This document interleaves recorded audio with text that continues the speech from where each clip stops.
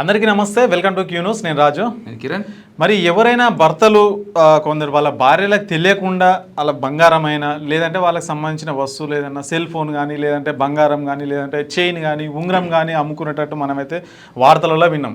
కానీ భార్యకు తెలియకుండా ఇల్లు అమ్మడం ఎప్పుడైనా విన్నారా మీరు?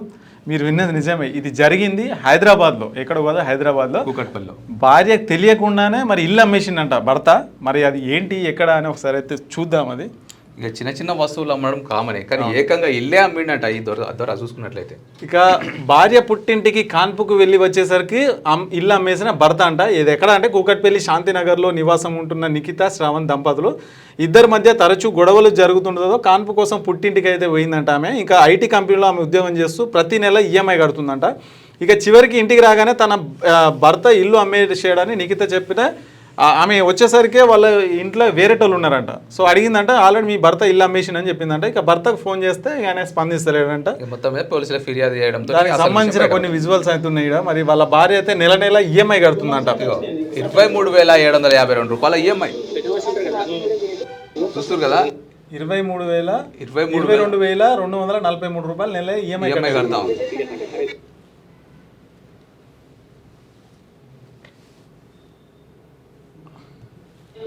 ఇక వేరే వాళ్ళు వచ్చి చెప్తా ఉన్నటువంటి పోలీసులు అయితే వచ్చారు. మరి అడిగి వచ్చి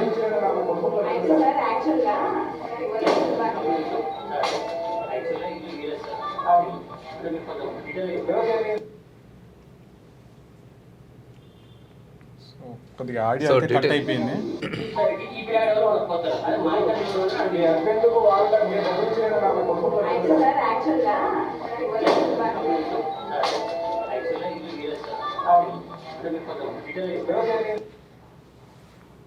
సో ఇదనమాట మొత్తానికైతే మరి భర్త అనే అతని వ్యక్తి అయితే మరి భార్యకు తెలియకుండా ఇల్లు అమ్మేసినటువంటి ఘటన ప్రస్తుతం సోషల్ మీడియాలో చాలా ట్రెండ్ అవుతుంది. భార్యకు తెలియకుండా ఏ బంగారమో వెండో లేకపోతే సెల్ ఫోనో బండో కారు అమ్ముకున్నటువంటి ఆ ఘటనను మనం చూసినాం, వార్తలు మనం విన్నాం. ఏకంగా ఇల్లే అమ్మినట.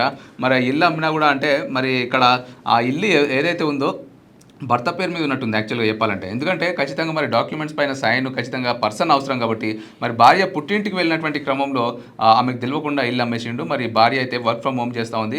ఒక సాఫ్ట్వేర్ కంపెనీలో, ఒక ఐటీ కంపెనీలో మరి వర్క్ ఫ్రమ్ హోమ్ జాబ్ చేస్తూ ఉంది వాళ్ళ పుట్టింటి నుండి. సో మరి ఆమెకు తెలియకుండా మరి ఇల్లు ఎట్లా అమ్ముకున్నాడు? మరి ఆమె ప్రతి నెల ఈఎంఐ కడుతుందంట. మరి బ్యాంక్ లో లోన్ ఉన్నప్పుడు మరి ఎవరు కొనొచ్చు మరి ఆ ఇల్లు? అసలు ఏమో తెలియదు, అంత అర్థం కాకుండా ఉంది. ఆ వ్యక్తి అమ్మడము, వాళ్ళు కొనడము, వాళ్ళ ఇంట్లోకి వచ్చేసిరంట. తీరా వాళ్ళ భార్య వచ్చి చూసరికి వేరే కుటుంబం ఉంది అక్కడ. ఏందని అంటే మీ భర్త ఆల్రెడీ ఇల్లు అమ్మేసింది అని చెప్పిందట. మరి దానికి ఒక ఈఎంఐ ఉంటుంది, బ్యాంకు ప్రాసెస్ ఉంటుంది, మరి దానికి ఎన్ఓసి సర్టిఫికేట్ అవసరం ఉంటుంది. ఇవన్నీ ఉన్నాక మరి ఆమె పోయిన నెలని ఈఎంఐ కట్టిందంట. మరి ఈ నెల భర్త అమ్మేసిండు. మరి వీళ్ళు కొన్న వాళ్ళు ఎట్లా కొన్నారు? రిజిస్ట్రేషన్ ఎట్లా చేయించుకున్నారు? మరి లేదంటే వాళ్ళకి మన తాకట్టు పెట్టిండా లేకపోతే మరి ఎట్లా అమ్మిండు? మరి రిజిస్ట్రేషన్ అయిందా లేదా? మరి ఇదైతే మరి తెలియని పరిస్థితి. మరి మొత్తానికైతే ఆమె దిక్కుచోదని పరిస్థితులు అయితే ఆమె ఉన్నది. మరి ఆమె ఇద్దరి మధ్యలో చిన్న చిన్న మనస్పర్ధల కారణంగా మరి తనైతే పుట్టింట్లో నుంచి అయితే వర్క్ ఫ్రమ్ హోమ్ జాబ్ చేస్తూ ఉన్నటువంటి క్రమంలో ఇల్లు కూడా ఈఎంఐ ఆమెనే కడుతుంది. ఇదే అదనంగా భావించి ఎట్లయినా పుట్టింట్లో ఉంది, మరి నేను హ్యాపీగా డబ్బులతో పరారు కావచ్చు అని చెప్పి ఇక భర్త అయితే ఇల్లు అమ్మడం జరిగిందంటే. మరి ఆ డబ్బులు తీసుకొని పరారు అయిపోయింది. కనీసం కాల్ చేస్తుంటే కూడా రెస్పాన్స్ రావట్లేదు. అంటే స్విచ్ ఆఫ్ పెట్టేసుకున్నాను అనమాట మొత్తానికి అయితే ఫోన్. మరి కొన్న వాళ్ళు కూడా మరి ఈ ఒక్క వ్యక్తిని ఎట్లా నమ్మి ఉన్నాడు? మరి ఇప్పుడు కొందరు సంతకాలు పెట్టాల్సి ఉంటుంది, మరి కుటుంబ సభ్యులు ఉంటారు, మరి వారసులు ఉంటారు, వాళ్ళందరూ సైన్స్ పెట్టాల్సి ఉంటుంది. మరి కొన్న వాళ్ళైనా ఎట్లా పెట్టారు? మరి ఇల్లు ఇది ఎందుకు అమ్ముతున్నాడు ఏంటి? మరి దీంట్లో ఏమన్నా మోసం ఉందా అది ఇది అని ఏమన్నా ఆలోచించారో లేదో తెలియదు. మరి అది రిజిస్ట్రేషన్ అయిందో లేదో కూడా తెలియదు.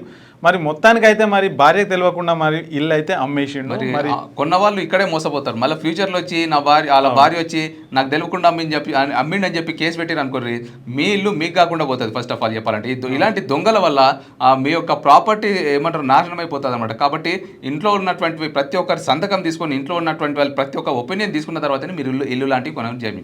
దీని గురించి అయితే ఇంకా పూర్తిగా సమాచారం అయితే రాలేదు. కొద్దిగా పైన సమాచారం అయితే తెలవడం జరిగింది. ఇక అదే అనమాట ఇక దీనికి సంబంధించింది. మరి మొత్తానికైతే అక్కడ భార్య ఆమె పనిచేసి ఈఎంఐ కడుతుండు. ఇక మనోడు ఏం చేసిండు? ఇల్లు అమ్మేసిండు. ఇక ఇల్లు అమ్మేసి మంచి పైసలు తీసుకొని పరారైండు. ఫోన్ చేస్తే కూడా స్విచ్ ఆఫ్ ఉందంట. సో ఇది మరి సంగతి, ఇవాళ అప్డేట్.